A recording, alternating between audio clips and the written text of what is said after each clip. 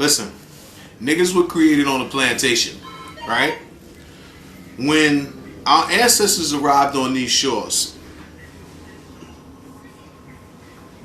they were stolen, kidnapped people from the continent of Africa, from various places on the continent of Africa, not just one place. The women were set upon by European savages.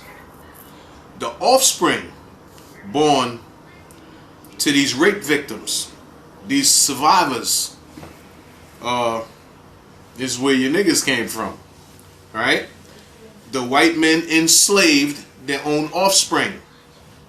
These enslaved offspring of these rape victims were forced to exist side by side with the Africans who were there. The women, you have to understand the incredible psychological trauma that this causes.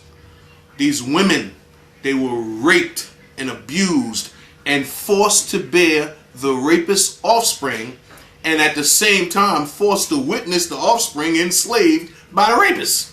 Okay? So this is where this mentality came from. Now, on those plantations. Oh, what mentality? Time out. Time out. I'm gonna get to the time out. Let me speak to how I'm speaking, please.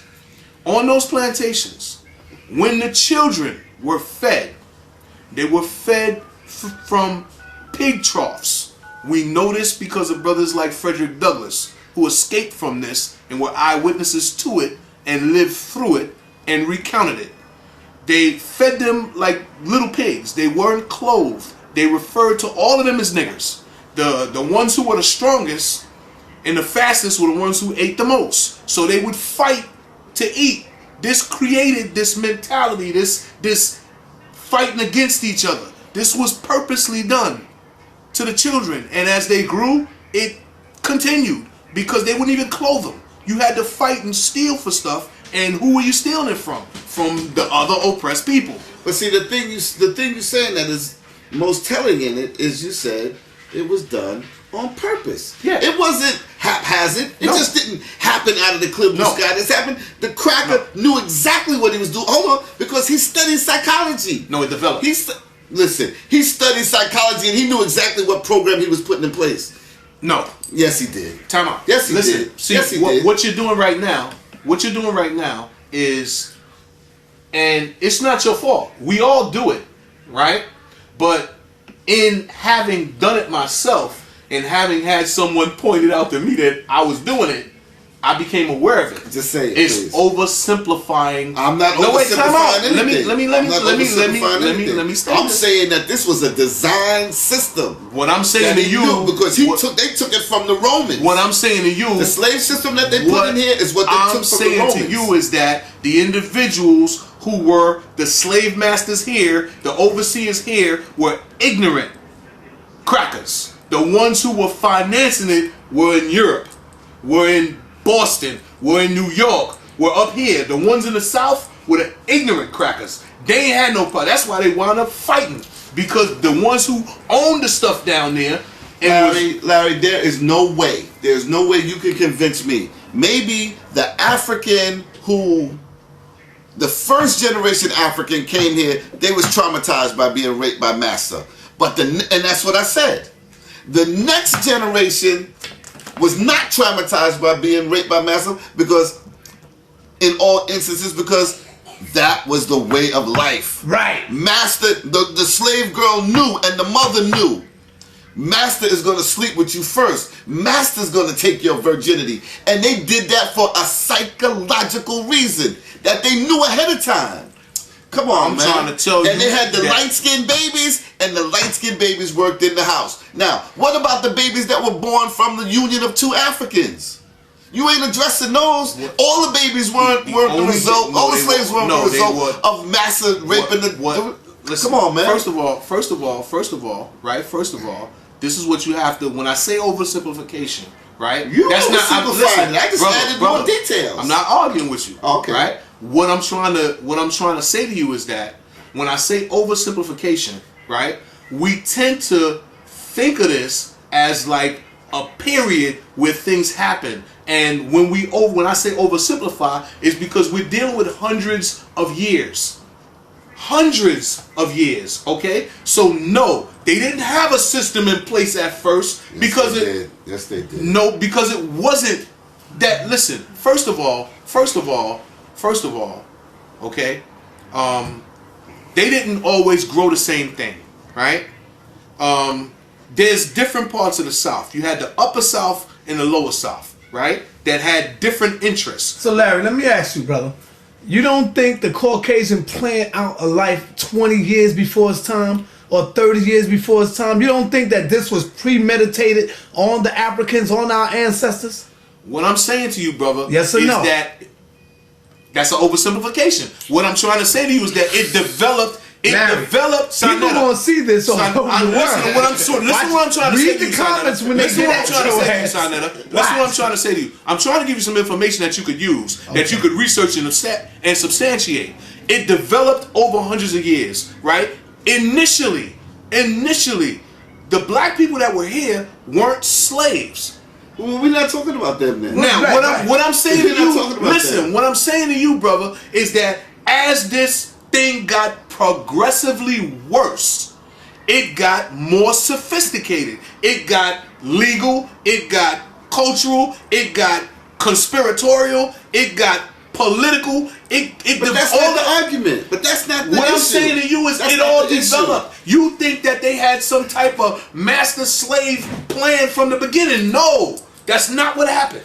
That's not what happened. I disagree with you on that. It doesn't matter if you disagree. That's not what happened. Hold on a second. When the Caucasian came here, right? He came here for one reason only: economics.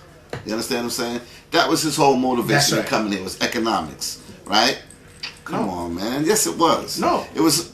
All right, because you had groups of Caucasians who came here running from other Caucasians for religious persecution. Okay, hold on a second. When I say, well, how did they get here? They said. Boat. I don't mean what vehicle did they use to get here. What I'm saying is, how did they get here? It was like, okay, who financed their trips? Those ones that was running away, hold on a second, came here. They signed, a lot of them signed into indentured servitude. They came over here. If you left Europe to get away from religious persecution, you came over here to work in one of the colonies. And all the colonies were lands that was controlled by corporations in England, A&P. Atlantic and Pacific Tea Company financed, I don't know which colony it was, but sent people over here for that colony. It was economic reasons why, when I say they came over here, that's why the Caucasian, that's why Columbus and all that shit we came over the same thing. You do realize that. I understand that. You know, when the Caucasian came here and he couldn't enslave the Indian, when he couldn't enslave the Caucasian, because the Caucasians came here as slaves first, indentured servants. Mm-hmm. When that didn't work out, because they could dip into the fabric and it was hard to identify them as slaves, the Caucasians said, we need a way to get the cheapest labor and be able to identify who's a slave and who's not a slave. And the way you do that is to use black people. And they brought these people over here, and the first generation Africans were rebellious. They fought back. That's documented. You understand what I'm saying? That's right. It was the subsequent generations who were indoctrinated into the slave system. That's all they knew. All they knew was plantation life. They didn't know nothing about Africa. They didn't know that shit was passed down orally. I have to interrupt you right now. Now, the reason hold up, Larry. Let him finish, and then I'm gonna come right to you. I have to interrupt him right now. All right, now show me where you dip at. Right now, you just disrespecting the shit out of Frederick Douglass. You disrespecting the shit out of Nat Turner. Frederick Douglass and Nat Turner were 1800s. I'm talking about 1600s, Listen to what 1700s. Pardon me. What are you talking about? They wasn't even here yet. Pardon me. It wasn't even Pardon here me yet. for pointing this out. Frederick Douglass is the one who wrote The Making of a Slave. For pointing. Did you hear what he just said? Pardon me for pointing this out to you, but when you say the first generation was rebellious, but subsequent generations weren't, and I tell you that Frederick Douglass and Nat Turner, those are subsequent generations. That's not what you understand? I meant. That's not what I meant. But that's what you said. That's not what I meant. Well, let him. That's just like me saying they, or all you Negroes. Yeah, you had a Malcolm X, you had Elijah Muhammad, you had a Frederick Douglass, you had a Nat Turner. You had a Marcus Garvey. What percentage of the total were these people?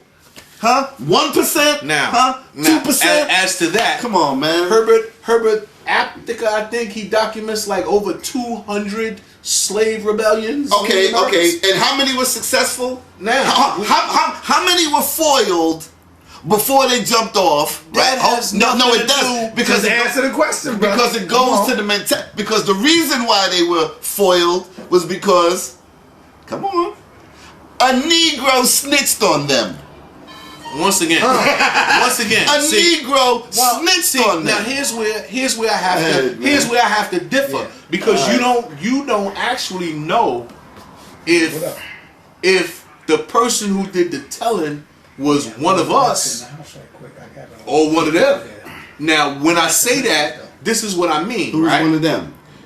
This is the enemy. Who's one of us? A Negro or a black person? Black people. Now you're talking to me, so I differentiate. I don't differentiate between the Negro and the black person. No, because what I see. Okay, that's fine.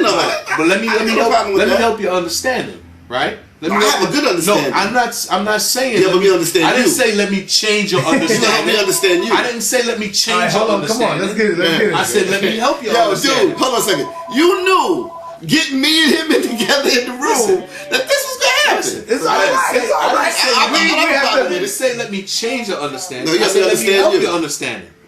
No, not understand me. I'm trying to help you understand the subject matter, right? This is what I mean, right? If I disagree with a black person, right? And let's say I happen to think that the black person is Uncle Ruckus, right? He doesn't not become a black person. He becomes a black person with a mind problem. He becomes a black person that is in need of serious mental adjustment. That doesn't take away from his blackness. See, the last thing that I would do to a black person... You're talking skin color and mindset. No, I'm talking blackness. Totally mindset. No, I'm talking blackness. Okay, let me help blackness you. Incorporates it all. All right, Larry, let me help you with your understanding. Because you missing it, Larry. I agree 100%. I'm talking about a mentality. I'm not talking about the color of someone's skin, because I got brothers who straight hair, look white, but they're black to me. So, I ain't talking about color of skin. I'm talking about a mentality. There you go. That's where you're missing out at, Larry. I'm talking about what's going on between their ears. All right, hold on for a minute. Sutek, hold on, Jack. Listen, Larry. He gave you his definition of what is a Negro. How can you say he's wrong? That's his definition. Once again, it's not a right and a wrong. Let me finish. I'm not telling him he's wrong. What I'm saying to him is, I'm not saying you can't say that, you wrong for saying that. What I'm saying is that I don't diminish a person because I disagree with their perspective. So you saying I don't a black diminish man? a person either. I disagree a lot with Sanetta. Right. I disagree a lot with you. I consider you a black person. I consider Sanetta black. You understand what I'm saying? Right. Yeah, because I'm right here. Because I'm right here. But when I'm not right here, no, not at all. Not at all. Even when we wasn't speaking, I ain't had nothing derogatory. Right. I always say, Larry is a smart dude. He just talk too much. That's what I say. He did say that. He did say that. I But agree. look. Understand, brothers. Understand, right? Understand. We have children, right? We have young black men that need to be able to stand in New York and think about young black men in Los Angeles or Chicago. Absolutely. And know that the young black men in Los Angeles or Chicago is thinking of them in the same way that they think of themselves. Absolutely. So that when they see each other, They recognize each other, not as you pass by and look at them like, could this be an enemy? Could this guy be about to get me? For part 4.